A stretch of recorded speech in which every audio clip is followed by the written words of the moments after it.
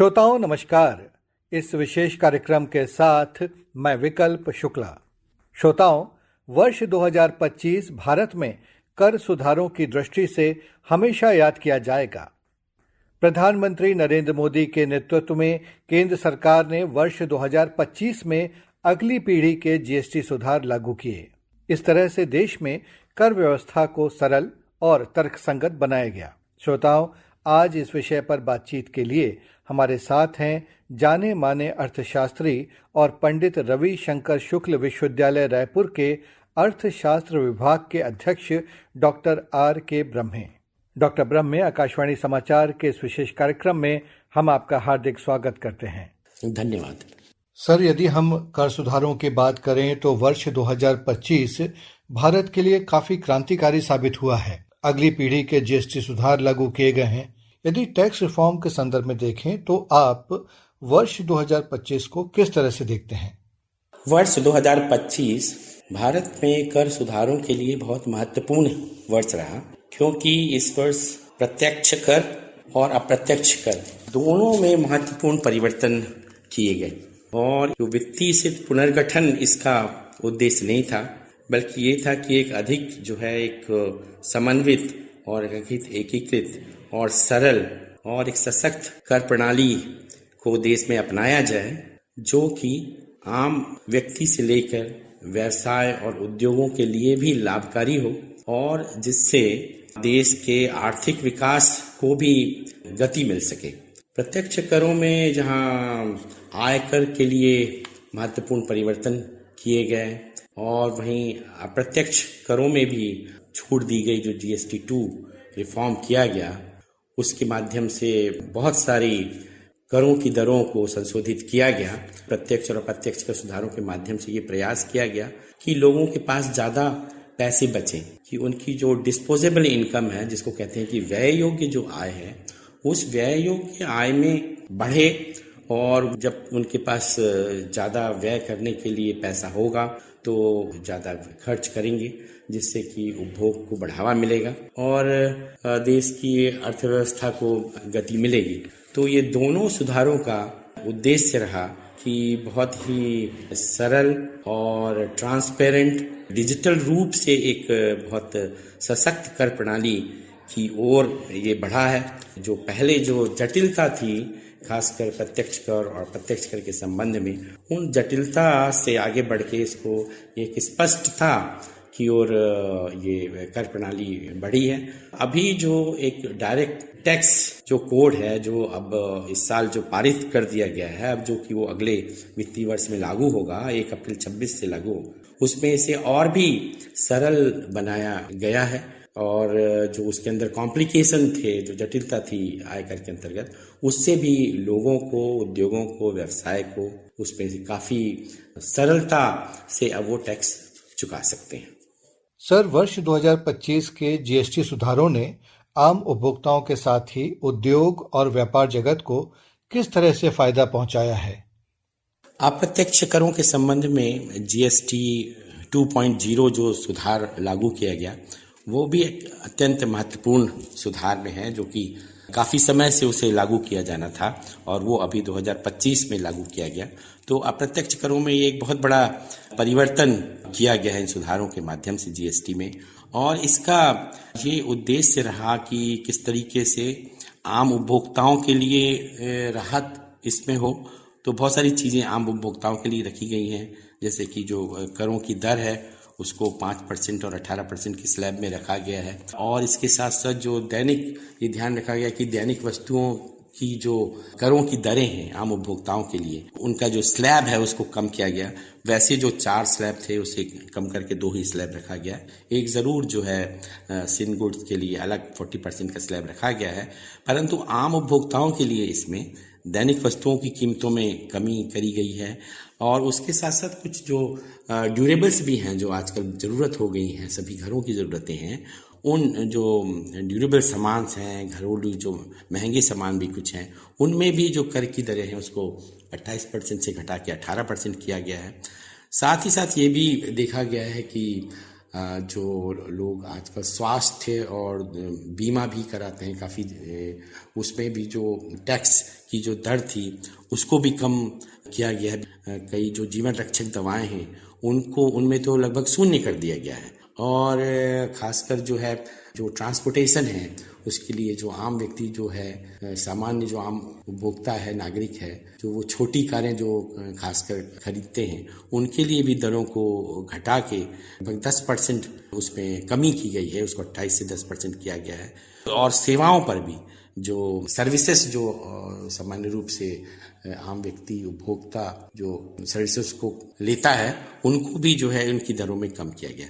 तो ये जीएसटी के अंतर्गत जो एक ध्यान रखा गया कि कैसे उपभोक्ता को राहत दी जाए, इस प्रकार से इकोनॉमी में कैसे मांग को बढ़ाया जाए, उपभोक्ता वस्तुओं की मांग बढ़े, क्योंकि हमारी जो अर्थव्यवस्था है वो हम जानते हैं कि जो डोमेस्टिक कंजम्पशन बेस्ड इकोनॉमी है, लगभग 62% हमारी जो जीडीपी है उसका 62% जो है घरेलू जो उपभोक्ता हैं, जो डोमेस्टिक कंजम्पशन है वो उसका भाग है।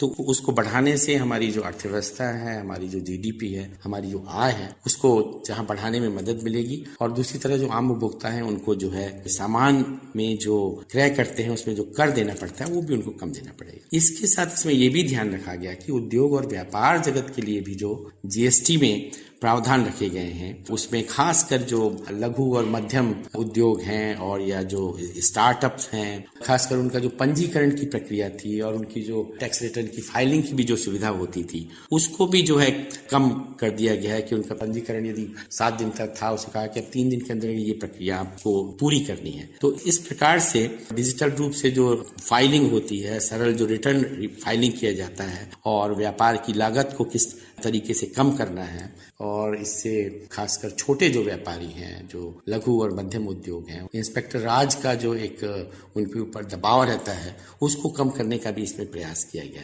तो इस तरीके से हम यदि देखें तो उद्योग और व्यापार और आम उपभोक्ता सभी को जीएसटी की दरों में कम करके, किस प्रकार से इसे सरलीकृत करके और प्रक्रिया को आसान बना के व्यापारियों के लिए इसमें बहुत सारे सुधार किए गए हैं।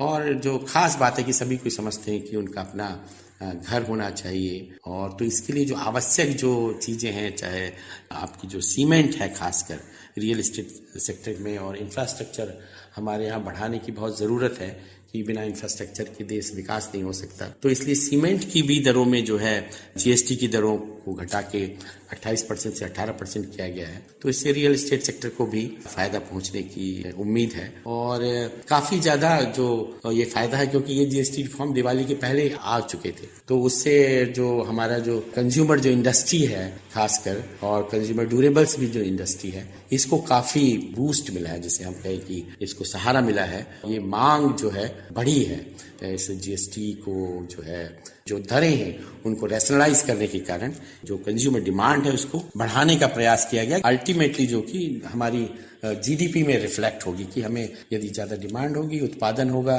तो हमारे देश की आय भी बढ़ेगी। तो ये जो पूरा टैक्स रिफॉर्म किया गया है इसका उद्देश्य यही है कि किस प्रकार से देश की अर्थव्यवस्था को गति दी जाए और अधिक तेजी से किस प्रकार से विकास किया जाए, ताकि हमने जो लक्ष्य रखा है 2047 तक विकसित भारत का, वो हम कैसे प्राप्त कर सकें। सर, करों में हुए ये सुधार भारत की अर्थव्यवस्था को मजबूत बनाने में कितने महत्वपूर्ण साबित होंगे? 2025 में जो कर सुधार किए गए हैं, खासकर आयकर और जो है जीएसटी जो कि अप्रत्यक्ष कर है, तो इसमें जो सुधार हैं ये निश्चित रूप से अर्थव्यवस्था को मजबूत करेंगे और मजबूत करने में बहुत महत्वपूर्ण होंगे, क्योंकि ये एक प्रकार से ये लोगों की, जिसे हम कहते हैं कि व्यय योग्य जो आय है उसको बढ़ा रहे हैं, उनके हाथ में खर्च करने के लिए पैसा बच रहा है। और उसके साथ साथ जो बड़ी चीज है करों के संबंध में पारदर्शिता का होना बहुत जरूरी है, ट्रांसपेरेंसी का होना बहुत जरूरी है, और साथ ही साथ उसका जो कंप्लायंस है, जिसे हम कहें कि अनुपालन टैक्स का कैसे होता है, वो भी जो है आसान होगा इन सुधारों से, क्योंकि सारी प्रक्रिया को बहुत सरलीकृत किया, सिंप्लीफाइड किया गया, चाहे डायरेक्ट टैक्स है या जीएसटी जो इनडायरेक्ट टैक्स है। तो इनकम टैक्स और जीएसटी दोनों में जो प्रक्रिया है उसको सरल किया गया है। आम व्यक्ति भी जो है वो अपना खुद ही टैक्स फाइल कर सके। तो ये जो होगा, इस प्रकार से जो करों की जो सरलीकरण की जो प्रक्रिया हुई है, इससे खपत बढ़ेगी, इससे इन्वेस्टमेंट होगा और ये जो है एक प्रकार से देश के जो समग्र विकास है, ये समग्र विकास को इससे बढ़ावा मिलेगा। तो ये संपूर्ण जो वर्ष है, मेरे ख्याल से बहुत महत्वपूर्ण वर्ष है कर सुधारों के लिए और इसका लाभ अर्थव्यवस्था को कई प्रकार से मिलने वाला है। तो ये कंज्यूमर को, इंडस्ट्री को, जैसे मैंने पहले भी कहा, व्यापार को तो लाभ मिल रहा है और ये सारा कुछ जो है देश की जो अर्थव्यवस्था है उसको आगे बढ़ाने में महत्वपूर्ण योगदान देंगे। एक सवाल और है कि एक समय था जब भारत की कर व्यवस्था दमन और नियंत्रण का साधन रही है, लेकिन अब राज्यों और नागरिकों को भरोसे में लेकर एक सरल और तर्कसंगत कर व्यवस्था लागू की गई है। सर, आप इस बदलाव को किस तरह से देखते हैं? जो आपने प्रश्न पूछा है ये बहुत महत्वपूर्ण है, क्योंकि यदि जो कर प्रक्रिया है वो इस प्रकार की कठिन नहीं होना चाहिए कि लोगों को उसको चुकाने में, कर जमा करने में जो है असुविधा हो और फिर इस प्रकार से करों की जो है यदि जटिलता ज़्यादा होती है, जितनी ज़्यादा जटिल होगी उतने ज़्यादा जो है टैक्स इवेजन होगा, लोग करों की चोरी करेंगे। तो ये एक प्रकार से आपकी जो है ब्लैक इकोनॉमी को बढ़ाती है। तो कर की प्रक्रिया का सरलीकरण करना बहुत ज़रूरी है और साथ ही साथ ये भी ध्यान रखना चाहिए कि बेहतर जो कर प्रणाली एक वही होती है कि जिसमें लोगों को मालूम हो कि हमें किस समय कितना कर देना है और उसको जो कर को हमें जमा करना है वो कितना सुविधाजनक है हर किसी के लिए, चाहे व्यापारी या उद्योग के लिए या आम उपभोक्ता के लिए भी। तो ये एक बहुत ही महत्वपूर्ण चीज़ है इस जो कर प्रणाली के अंतर्गत किया गया है कि जो कॉम्प्लिकेटेड सिस्टम था, बहुत जो एक जटिल जो प्रक्रिया थी, उसमें ये प्रयास किया गया है कि इसको कैसे हम सरल बनाएं जिससे कि कर चोरी ना हो पाए। और साथ ही साथ ये भी, जैसे मैंने पहले भी कहा कि जो एक खासकर जो दमनकारी जो आपने बताया कि कर व्यवस्था थी, खासकर जो इंस्पेक्टर राज था और व्यापारी और उद्योगपति अक्सर इसके बारे में शिकायत भी करते थे, तो उस व्यवस्था को भी खत्म करने के लिए ये है कि यदि आप जितनी पारदर्शिता लाएंगे, जितना ज़्यादा कहें कि इसमें डिजिटल इंटरवेंशन होगा, जितना ज़्यादा प्रक्रिया डिजिटलाइज्ड होगी और फेसलेस होगी कि वो खुद बैठ के उसने कंप्यूटर पे अपना रिटर्न फाइल कर दिया और वहाँ ऑफिस में जाके या सामने वहाँ काउंटर में जाके आपको कर नहीं जमा करना है। तो फेसलेस प्रक्रिया और डिजिटल जो प्रक्रिया है ये इसको एक तरीके से करप्शन को भी कम करती है। ये सारा जगह देखा गया है कि जहाँ जहाँ डिजिटलाइजेशन हुआ है और फेसलेस प्रोसेस हुई है वहाँ पे करप्शन कम हुआ है। तो ये जो कर सुधार हुए हैं, चाहे हम प्रत्यक्ष कर के संबंध में कहें या जीएसटी के 2.0 जो रिफॉर्म है उसके बारे में कहें, ये दोनों प्रक्रिया ऐसी बनाई गई हैं कि जिसमें जटिलता को कम करके जो है सरल जो टैक्स सिस्टम है, सरल टैक्स फाइलिंग सिस्टम है और साथ ही साथ जो है इसके अंदर इसका अनुपालन भी जो है हो सके और इन प्रक्रियाओं को इसमें सम्मिलित करके एक सुधार किया गया। जरूर इसमें समय समय पर और सुधार या जिस प्रकार से यदि और कुछ डिमांड आएगी इंडस्ट्री या व्यापार क्षेत्र से, उसमें आगे करने की गुंजाइश इसमें रखी गई है। सर, कर सुधार एक बहुत जटिल विषय है, लेकिन आपने बहुत ही आसान तरीके से इसे हमारे श्रोताओं को समझाया। इसके हर पहलू पर आपने प्रकाश डाला। हम आपका हार्दिक आभार व्यक्त करते हैं। धन्यवाद। तो श्रोताओं, इसी के साथ हमारा यह कार्यक्रम अब संपन्न होता है। अब हम आपसे विदा लेते हैं। नमस्कार।